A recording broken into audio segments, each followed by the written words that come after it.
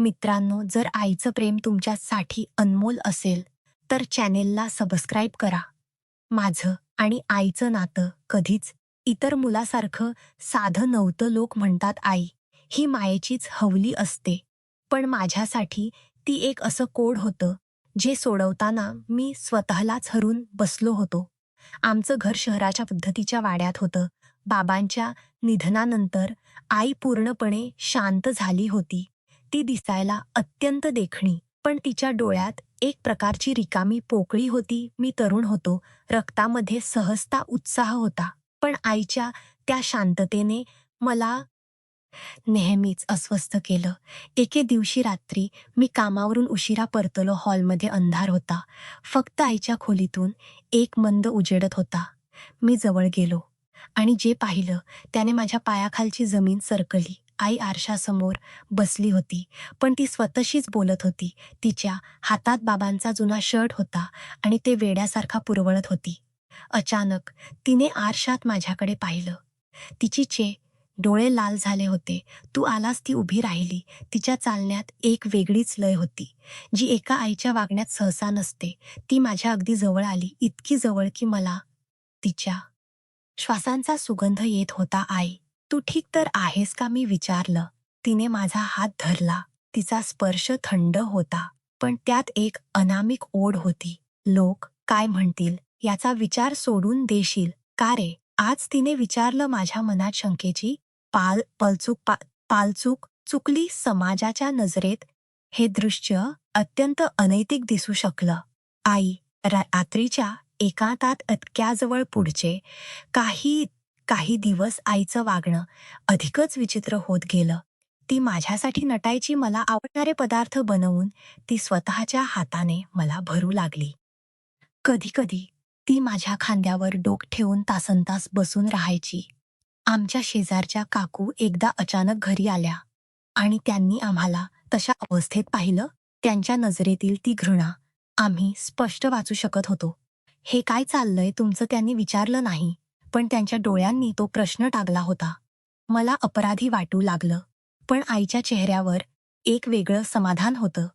ती मला म्हणाली, लोकांना वाटू दे जे वाटायच ते. तुला माहिती आहे ना आपण काय करतोय? मला माहीत होतं. कदाचित नाही, कारण मी त्या मोहात अडकत चाललो होतो, आईच्या त्या मायेत, की तिच्या त्या वेगळ्या रूपात. मी स्वतःलाच विचारू लागलो, मी नक्की कोण आहे?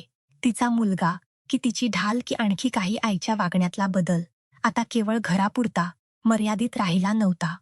सोसायटीच्या बागेत किंवा मंदिरात गेल्यावरही ती माझ्या हाताला घट्ट धरून असायची.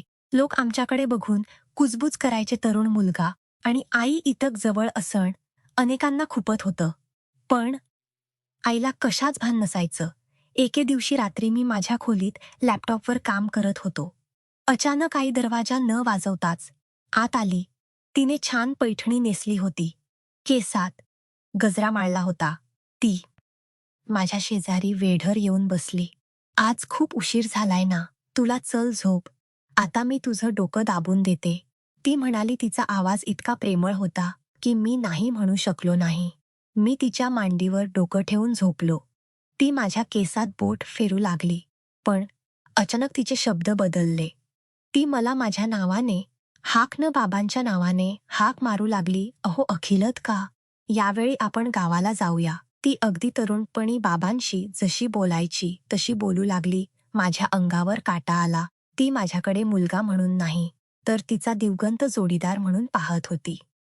समाजाला ते दिसलं असतं तर त्यांनी मला अनेकचा कळस म्हटलं असतं, पण मला माहीत होतं हे कोणतंही आकर्षण नव्हतं. हे एका तुटलेल्या मनाचं आकंदन होतं. दुसऱ्या दिवशी आमचे नातवे काका काकू घरी आले. त्यांनी आईला पाहिलं. आई त्या दिवशी खूपच उत्साहात होती.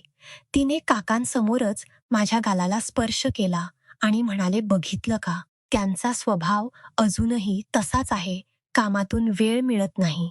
काकांचा चेहरा रागाने लाल झाला. त्यांनी मला बाजूला नेलं आणि गच्चीवर नेऊन माझ्या कानला लगावली. शर्म नाही वाटत तुला हे काय घांडाळ स्वरूप मांडलंय?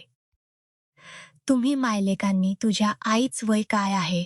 तुझं काय, ही कसली जवळी लोक थुंकतायत तुमच्यावर, काका ओरडले. माझ्या डोळ्यात पाणी आलं, पण मी शांत होतो. मला त्यांना सांगायचं होतं की आई विडी झाली नाहीये. तिला एका ड्रामामध्ये मानसिक अपघात आहे. डॉक्टर म्हणाले होते की जर मी तिला या भ्रमातून अचानक बाहेर काढलं, तर तिची मानसिक स्थिती कायमची बिघडू शकते. ती हे जग सोडून जाऊ शकते. मी काकांना म्हटलं, "काका, तुम्हाला जे वाटतंय तसं काही नाहीये. मी फक्त तिला सावरतोय की संधी शोधतोय." काकूंनी खालून ओरडून विचारलं. त्या क्षणी मला जाणीव झाली की जगाची नजर कितीही विषारी असते. मी आईला वाचवण्यासाठी स्वतःच चरित्रपणाला लावलं होतं. जगासाठी आम्ही अनैतिक होतो, पण माझ्या देवासाठी मी माझं कर्तव्य पार पाडत होतो. त्या रात्री आईने पुन्हा हट्ट धरला. "आज आपण बाहेर जेवायला जाऊया." मी तिला घेऊन बाहेर पडलो. हॉटेलमध्ये गेल्यावर तिने पुन्हा माझ्याशी तसंच वागायला सुरुवात केली. बाजूचे टेबलावरचे लोक आमच्याकडे बघून हसत होते. काही जण मोबाईलमध्ये व्हिडिओ काढत होते. मला वाटलं की आता सगळं संपलं. माझं करिअर, माझं नाव, सगळं धुळीला मिळणार. पण आईच्या चेहऱ्यावरच ते हसू बघून मी ठरवलं, लोक काहीही म्हणोत, जर माझ्या आनंदी ठरण्याने माझ्या आईला शांतता मिळत असेल, तर मी हे पाप शिरावर घ्यायला तयार आहे. आईने माझ्यासमोर ठेवलेला तो फोटो एकदा जळजळीत निखळल्यासारखा वाटत होता. त्या फोटोतल्या माणसाचा चेहरा माझ्याशी इतका मिळता-जुळता होता की आरशात पाहिल्याचा भास व्हावा, पण तो चेहरा बाबांचा नव्हता. ज्या माणसाला मी आज वडील मानलं, ज्यांच्या अस्थी मी विसर्जित केल्या, त्या माणसाशी माझं रक्ताच नात नव्हतं. कोण आहे हा माणूस? माझा आवाज थरथरत होता. आई शांतपणे खुर्चीत बसली. मगाशी दिसणारा तिचा वेडेपणा आता कुठल्या कुठे गायब झाला होता. तिच्या डोळ्यात एक प्रकारची क्रूर स्पष्टता होती.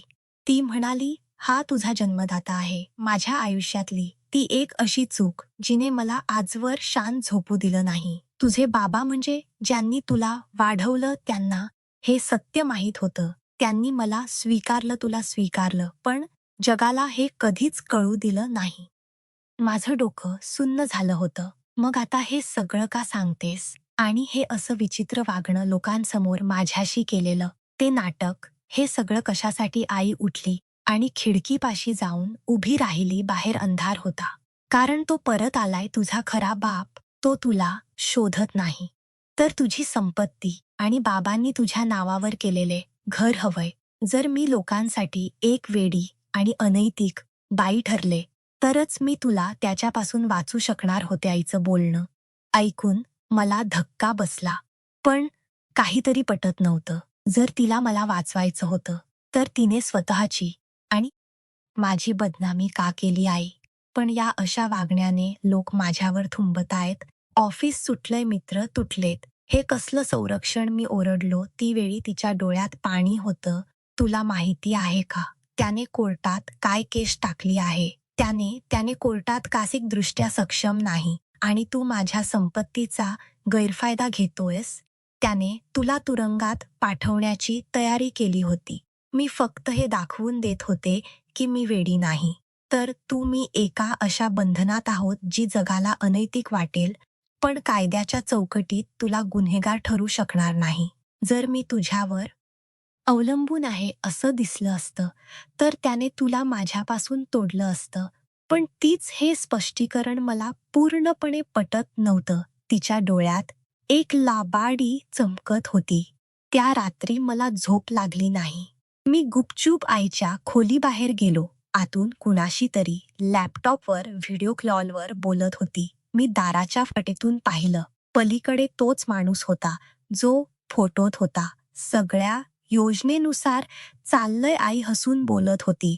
"तो मुलगा पूर्णपणे माझ्या काहात आहे. त्याला वाटतंय की मी त्याला वाचवते. जगाच्या नजरेत तो आता इतका बदनाम झालाय की तो कुणाकडेच मदत मागू शकणार नाही. एकदा त्याने या कागदपत्रावर सही केली की आपण कायमची परदेशात निघून जाऊ." माझ्या काळजात चीर झालं आईसाठी. मी जगाच्या शिव्या खाल्ल्या. ज्या आईच्या वेडेपणाला सावरण्यासाठी मी माझं चारित्र्य धुळीला मिळवलं, ती आई प्रत्यक्षात माझ्या विनाशाचा सापळा रचत होती. ती अनैतिक दिसण्याच नाटक करत होती. ती खरोखरच अनैतिक होती. पण तीच अनैतिक असणं हे शारीरिक नव्हतं, तर ते एका आईच्या नात्याला काळीमा फासणार होतं. तिने तिच्या प्रियकारासाठी स्वतःच्या मुलाचा बळी देण्यास ठरवलं होतं. पण ती माझी आई होती. ज्या हाताने मला भरवलं, त्याच हाताने ती माझी गळापेट करत होती. मला प्रश्न पडला, जर आईच राक्षसी झाली असेल तर मुलाने नैतिक राहून काय साध्य करायचे मी ठरवलं. मी आता त्याच वेळ मूल बनवून राहणार नाही. मी आता तो अनैतिक मुलगा बने ज्याची भीती तिला वाटली पाहिजे. दुसऱ्या दिवशी सकाळी मी नाश्त्याच्या टेबलावर गेलो आहे नेहमीप्रमाणे माझ्याशी प्रेमाने वागण्याचा प्रयत्न करू लागली. तिने माझा हात हातात घेतला. मी तिचा हात झटकला नाही, उलट मी तो हात अधिक घट्ट धरला, इतका घट्ट की तिला वेदना झाल्या. आई, तू म्हणाली होतीस ना की आपण जगाचा विचार करायचा नाही. मी विचार केलाय. आपण दोघं या घरातून दूर जाऊया कायमचे. पण त्याआधी तुला तुझ्या नावे असलेले सगळी संपत्ती माझ्या नावावे करावे लागले, संरक्षणासाठी नाही का? आईच्या चेहऱ्यावरचा रंग उडाला. तिच्या वेड्यापणाचा मुखडा किंचित सरकला. पण बाळा, एवढी घाई काय आहे? घाय आहे आई, कारण तुझे पाहुणे आज रात्री येणार आहेत ना, त्यांना रिकाम्या हाताने परत पाठवायचे. मी तिच्या कानात शांतपणे म्हटलं, तिला समजल होत की तिचा आता अवघड झालाय, पण आता ती अडकली होती.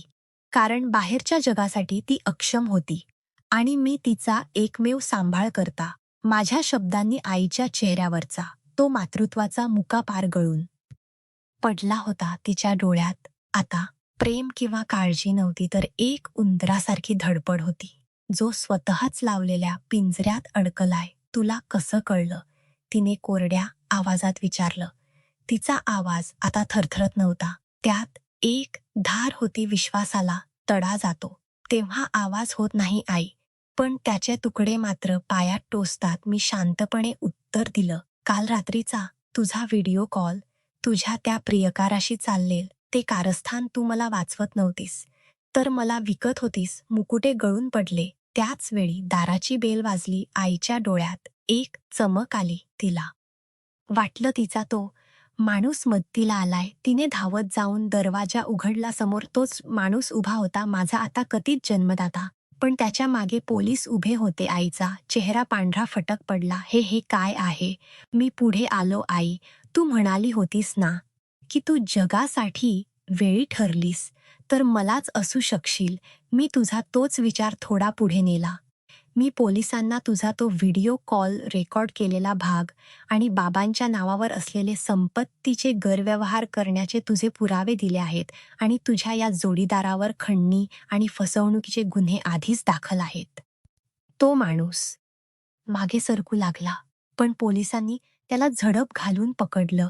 त्याने आईकडे रागाने पाहिलं, जणू तिलाच या अपराधासाठी जबाबदार धरत होता. आई कोसळली. ती माझ्या पायापाशी आली. बाळा, मला माफ कर, मी भरकटले होते. तो माणूस मला धमकावत होता. मी मागे सरकलो. तिचे ते हात ज्यांनी मला लहानाचा मोठा केला, आता मला विषारी वाटत होतं. आई, तू शेवटपर्यंत नाटकच करतेस. तू मला अनैतिक ठरवलंस जेणेकरून जगाने माझ्याकडे संशयाने पाहावं आणि तुझा रस्ता साफ व्हावा. पण तू हे विसरलीस की मी त्याच बाबांचा मुलगा आहे ज्यांनी तुला जन्मभर सांभाळलं. रक्तान नसेल, पण विचारांनी त्यांच्याच वारस आहेस. मी पोलिसांना खून केला घेऊन तिला आता कायद्याच्या चौकटीत राहू दे. घर रिकाम झालं होतं. बाहेर पहाट होत होती. ज्या घराला मी माझं मांडलं होतं तिथल्या भिंती आता मला ओळखीच्या वाटत नव्हतं. मी कपाटातून बाबांचा एक जुना फोटो काढला. त्यांच्या डोळ्यात तीच शांतता होती. मला नेहमळ्यात तीच शांतता होती जी मला हे घर ज्याच्यासाठी आईने इतका खालचा स्तर गाठला होता. हे सगळं मी एकाच ट्रस्टला दान करणार, ज्या मुलांना खरंच आई वडिलांची गरज आहे, ज्यांच्यासाठी हे घर खुल होईल. काचेचा उंबरडाटा मी ओलांडला होता. मागे उरली होती फक्त राख, एका जळलेल्या नात्याची आणि एका खोट्या विश्वासाची.